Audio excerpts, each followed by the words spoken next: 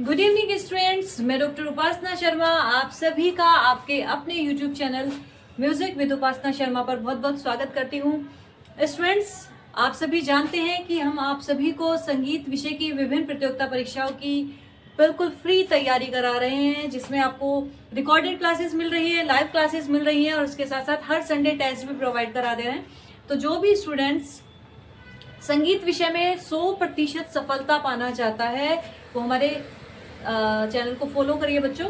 मैं ये नहीं बोल रही हूँ कि आप सब्सक्राइब ही करिए, सब्सक्राइब मत करिएगा, लेकिन फॉलो जरूर करिएगा। आप जरूर देखिएगा, अगर आपको ठीक लगे तो आप सब्सक्राइब कर सकते हैं।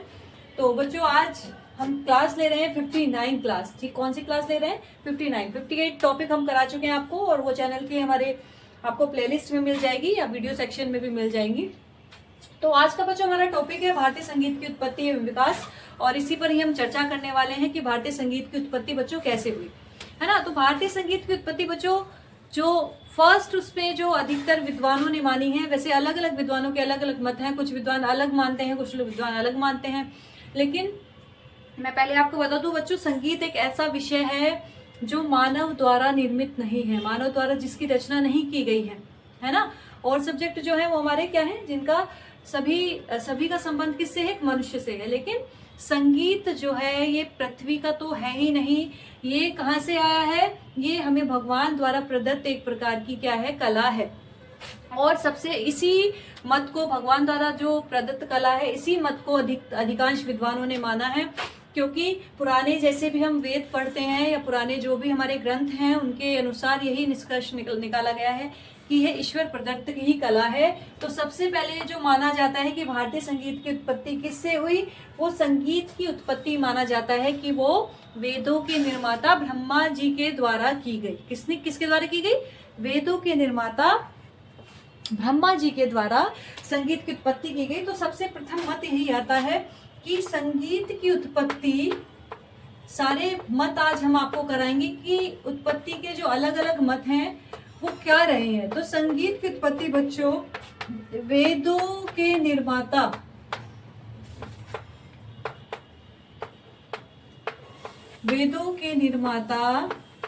ब्रह्मा जी द्वारा हुई। फिर यह कला से मतलब तात्पर्य संगीत से ये है, यह कला ब्रह्मा जी ने किसको दी? ब्रह्मा जी ने, इस तरह से भी ब्रह्मा लिख सकते हैं, ब्रह्मा जी ने किसको दी बेटा? शिव जी को दी, है ना। शिव जी को दी, ठीक है। शिव जी ने किसको दी? एक तरह से ये बन गया, शिव जी ने किसको दी बच्चों? सरस्वती माता को दी। किसको दी? सरस्वती माता को दी। सरस्वती माता ने नारद जी को यह कला दी। किसको दी? नारद जी। सरस्वती माता ने नारद जी को अपना क्या माना था बच्चों? मानस पुत्र माना था। क्या माना था? मानस पुत्र। तो उन्होंने यह कला किसको दी? नारद जी को दी। तब नारद जी ने यह कला किसको दी? स्वर्ग की अप्सराओं और गंधर्वों, को यह कला दी, ठीक है। तो गंधर्व तो मैं आपको पहले बता चुकी हूँ, जो स्वर्ग पर गायन करने वाले लोग थे वो गंधर्व कहलाते थे, ठीक है। तो नारद जी ने किसको दी? अप्सराओं और गंधर्वों को दी। और इन्हीं अप्सराओं, इन्हीं गंधर्वों के द्वारा ही यह कला भूलोक पर आई, है ना। पृथ्वीलोक पर कैसे आई? इन्हीं अप्सराओं और गंधर्वों ही द्वारा यह कला बच्चों भूलोक पर आई, ठीक है। तो फर्स्ट मत यही माना जाता है और अधिकांश विद्वानों ने यही मत को स्वीकार किया है कि इस तरह ही संगीत की उत्पत्ति हुई। तो स्पष्ट हो गया होगा कि यह कला भगवान द्वारा प्रदत्त है ना। तो कहा भी जाता है ना, कोई इतने अच्छे से गाता है, इतने अच्छे से कि उसको ऐसा लगता है सुनते ही रहो। तो ये गॉड गिफ्टेड चीजें होती हैं। कहते हैं ना कि भाई इसका गला तो गॉड गिफ्टेड है, ये तो मतलब भगवान के द्वारा ही जब ये कला दी गई तो इस सबको तो इजिली आएगी नहीं, और सब इसको भजेंगे भी नहीं अधिकांश लोग, क्योंकि ये भगवान द्वारा प्रदत्त है। ये तो एक तरह से ये समझ लीजिए आशीर्वाद है हमें, जो हम संगीत विषय को पढ़ रहे हैं, हम संगीत विषय को जान रहे हैं। तो ये भी बहुत बड़ा आशीर्वाद है भगवान की तरफ से कि उनके द्वारा प्रदत्त कला को हम आगे बढ़ा रहे हैं, उस विषय में हम कुछ कर रहे हैं, उस विषय को आगे बढ़ा रहे हैं। ठीक है, तो प्रथम तो ये बच्चों हो गया। इसके बाद दूसरा जो मत माना जाता है वो है बच्चों, कई वर्षों तक नारद जी ने योग साधना की।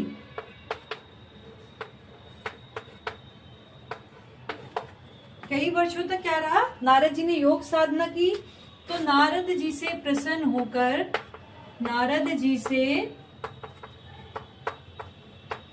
होकर शिव जी ने, अब ये भी स्पष्ट हो गया है कि नारद जी तक ये कला कैसे पहुंची। तो ये दूसरा मत, पहला मत तो ये जाता है कि सरस्वती माता जी ने नारद जी को ये कला दी, लेकिन दूसरा मत ये जाता है कि जब नारद जी ने कई वर्षों तक योग साधना की, तब नारद जी से प्रसन्न होकर शिव जी ने इनको कला प्रदान की। ठीक है, और उसी समय ही शिव जी ने पार्वती जी की शयन मुद्रा को देखकर रुद्र वीणा की रचना की। ठीक है, तो सेकंड मत क्या जाता है कि नारद जी को यह शिक्षा किसके द्वारा मिली, नारद जी को यह शिक्षा शिव जी द्वारा मिली, और तभी शिव जी ने क्या किया था, पार्वती जी की शयन मुद्रा को देख करके रुद्र वीणा की रचना की। और इसके साथ साथ शिव जी ने एक और चीजें की थी। वो क्या की थी कि 5 रागों की शिव जी ने, किसी ने मुझसे पूछा भी था व्हाट्सएप पे कि शिव जी ने 5 रागों की उत्पत्ति की। ठीक है, पार्वती जी की शयन मुद्रा को देखकर, यानी कि जब वो सो रही थी तो उनकी वो मुद्रा को देखकर उन्हें रुद्र वीणा बनाई। तो कई बार पूछ लिया जाता है रुद्र वीणा की उत्पत्ति किसने की, या क्या उसके पीछे कहानी रही, किसको देख करके बनाई। तो शिव जी ने 5 रागों की उत्पत्ति की। इसके बाद वो कौन कौन से 5 राग थे, भैरव, हिंडोल, मेघ, श्री और दीपक, है ना। कोई मुझसे व्हाट्सएप पे पूछ रहा था इससे संबंधित क्वेश्चन, तो नोट डाउन कर लीजिए कि भैरव, हिंडोल, मेघ, श्री, दीपक, ये 5 रागों की उन्होंने उत्पत्ति की थी। ठीक है, और फिर एक छठा राग उन्होंने बाद में बनाया था। छठा राग था वो पार्वती जी ने उत्पन्न किया था। किसने, पार्वती जी ने उत्पन्न किया, या कह सकते हैं रचना की। 5 राग शिव जी ने बनाए, लेकिन जो छठा राग था वो पार्वती जी ने बनाया, और वो कौन सा राग था, कैशिक राग। ठीक है, तो ये ध्यान रखना है आपको। तो ये उसमें यही क्वेश्चन था शायद कि इनमें से शिव जी ने किस राग की उत्पत्ति नहीं की, तो वो राग ये वाला था, कौशिक था। तो उसको ही आप मना कर दीजिए कि ये किसने की थी, ये पार्वती जी ने की थी इसकी उत्पत्ति। और 5 राग जो शिव जी ने किए थे वो भैरव, हिंडोल, मेघ, श्री और दीपक। ठीक है बच्चों, चलिए ये सेकंड वाला भी आपको पार्ट समझ में आ गया कि सेकंड जो उत्पत्ति मानी जाती है वो कैसे मानी जाती है। चलिए नेक्स्ट, अगर हम थर्ड की बात करें तो पंडित दामोदर जी जो हैं, जो हमारे विद्वान रहे हैं, जिन्होंने संगीत दर्पण नामक ग्रंथ की रचना की है, पंडित दामोदर कृत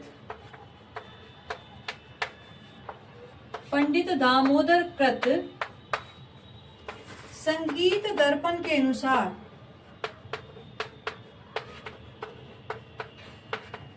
7 स्वरों की उत्पत्ति,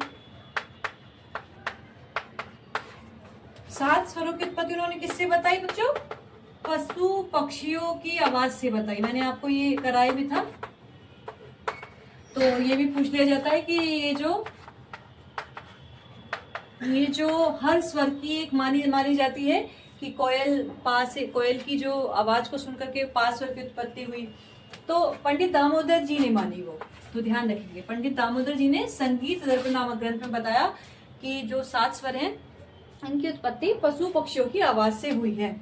जैसे कि उन्होंने सा को किससे माना बच्चों? सा मोर की आवाज से, रे चातक की आवाज से, गा बकरा की आवाज से, माँ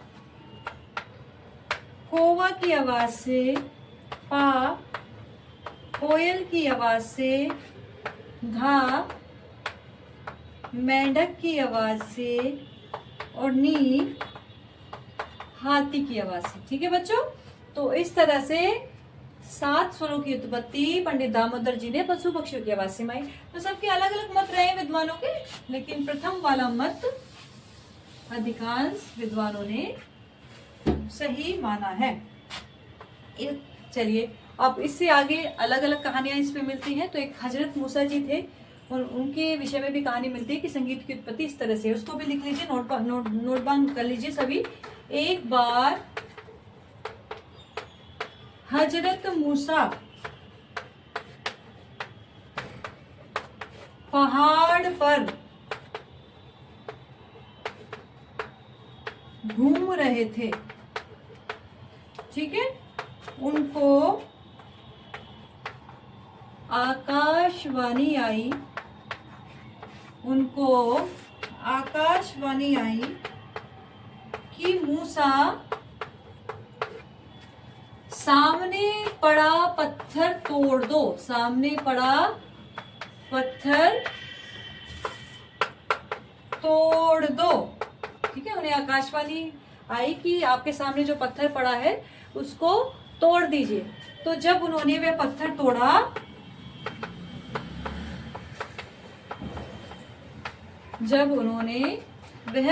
तोड़ा, तो उसमें से बच्चों, उसमें से क्या निकला? उसमें से पानी निकला। क्या निकला? पानी निकला। उस पानी के बहने की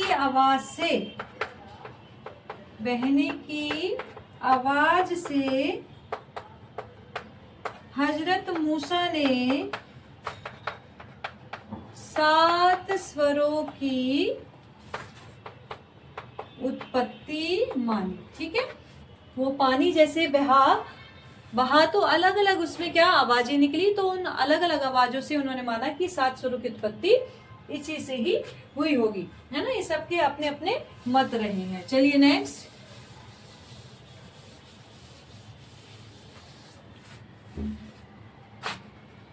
है बच्चों, अलग अलग मत सारे आज मैं आपको करा दूं। इनसे संबंधित बीच बीच में से भी क्वेश्चन पूछ लिए जाते हैं कि जो हजरत मूसा जी थे उन्होंने किससे मानी उत्पत्ति, तो पत्थर के टूट जाने से या पत्थर के टूटने पर पानी के बहने से, इस तरह से भी क्वेश्चन बन जाते हैं। तो सारी जितनी भी ये कहानी है आपको पता होनी चाहिए।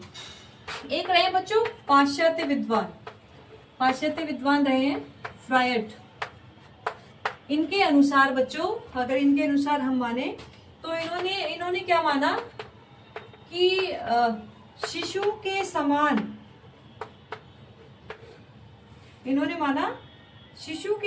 उन्होंने मनोवैज्ञानिक दृष्टिकोण इनका रहा। मनोवैज्ञानिक आधार पर भी, शिशु के समान मनोवैज्ञानिक आधार पर हुई। यानी कि उनका मतलब था कि जिस प्रकार भाई बच्चा जब छोटा होता है तो उसे जब वो होता है, जन्म लेता है, तो उसको कुछ नहीं आता है, ना बोलना ना रोना आता है, बस स्टार्ट तो रोने से ही होता है। तो बोलना नहीं आता, चलना नहीं आता, भाई लैंग्वेज तो कोई उसको आती नहीं। तो जैसे जैसे वो देखता है वो सीखता चला जाता है। तो इन्होंने माना है कि जैसे वो खुद ही चलना सीख गया, तो हमारे जो मनुष्य थे वो भी स्वतः ही संगीत को सीख गए। तो इनका अपना एक मनोवैज्ञानिक मत रहा है, लेकिन मैं इस पे कम एग्री करती हूँ। इस तरह से नहीं हो सकता है। तो पाश्चात्य विद्वान जो फ्रायड थे, क्योंकि वही चीज हम सीख सकते हैं जो हमारे सामने हो रही हो। अब अब उनके क्या हो रहे हैं विद्वान, उनका अलग अलग, क्योंकि इन्होंने भी रिसर्च किया होगा तो मनोवैज्ञानिक आधार पर उन्होंने माना है। तो उनका मत रहा है कि जिस प्रकार बालक जन्म लेता है, जिस प्रकार जब बालक जन्म लेता है और रोना, बोलना, चलना स्वतः ही सीख जाता है, स्वतः ही सीख जाता है, वैसे ही संगीत की उत्पत्ति भी उन्होंने मनोवैज्ञानिक आधार पर ही मानी। ठीक है, चलिए नेक्स्ट। ये फ्रायड याद रखना उन्होंने, तो ये कई बार क्वेश्चन बन सकता है कि मनोवैज्ञानिक आधार पर किसने संगीत की उत्पत्ति मानी, वो कौन से विद्वान थे? तो पाश्चात्य विद्वान रहे हैं फ्रायड। ठीक है, चलिए एक और विद्वान रहे बच्चों, जेम्स लॉन्ग। जेम्स लॉन्ग, तो उन्होंने भी यही माना है, उन्होंने माना कि जैसे मानव क्रियाशील हुआ, जैसे मानव क्रियाशील हुआ वैसे उसने संगीत की उत्पत्ति की। ठीक है, जैसे जैसे मानव क्रियाशील हुआ वैसे वैसे ही उसने संगीत की उत्पत्ति की। चलिए नेक्स्ट, और हमारा एक ये है संगीत की उत्पत्ति से संबंधित बच्चों। तो इसी तरह से बच्चों हम नई क्लास भी आपको लेकर के आएंगे, तो बने रहिएगा क्लास में जरूर। इसी तरह से बच्चों एक और मत मिलता है कि पहाड़ों पर एक पक्षी रहता था मूसीकार, है ना, तो उसकी चोंच के बिहाव पर भी संगीत की उत्पत्ति मानी जाती है कि उसमें 7 छेद थे और उन पे तरह तरह की वो निकलती थी, तो उस वजह से भी तो अलग अलग ही मत रहे हैं। तो इनमें जो सबसे अधिक मत जो माना गया है वो फर्स्ट मत ही माना गया है, और वही सही है कि अलग अलग विद्वानों के जो भी मत हैं वो अपने अपने मत रहे हैं। तो आप सभी इस तरह से आज आपने समझ लिया भारतीय संगीत की उत्पत्ति किस बिहाव पर हुई है, और अधिकतर क्वेश्चन यही बनता है कि भारतीय संगीत की उत्पत्ति किसने की। तो भारतीय संगीत की उत्पत्ति वेदों के निर्माता ब्रह्मा जी द्वारा की गई, ये आंसर सही होगा। तो आगे हम इसके, अभी आपने उत्पत्ति पढ़ा, अब इसका हम विकास अगली वीडियो में लेकर के आएंगे, तो आप बने रहिएगा वीडियो पे। और इसका पूरा इतिहास हम आपको पढ़ाएंगे, प्राचीन काल में कौन कौन से हमारे काल ऐड हुए हैं, और मध्यकाल कब से शुरू हुआ है, कौन सी शताब्दी से शुरू हुआ है, वो सब आपको बताएंगे। तो बने रहिएगा बच्चों, लाइक जरूर करिए वीडियो को, कमेंट बॉक्स में। मेरा मन तो ये करता है कि मैं आपको पढ़ाती रहूं, पर क्या करूं, इतने काम होते हैं ना, बस पूछो मत। ये मेरा फेवरेट विषय है पढ़ाने का, और टीचिंग तो मुझे बहुत ही पसंद है बच्चों।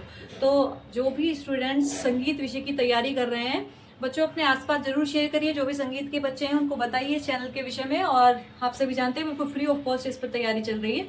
थैंक यू सो मच, अगली वीडियो में मिलते हैं, बाय बाय।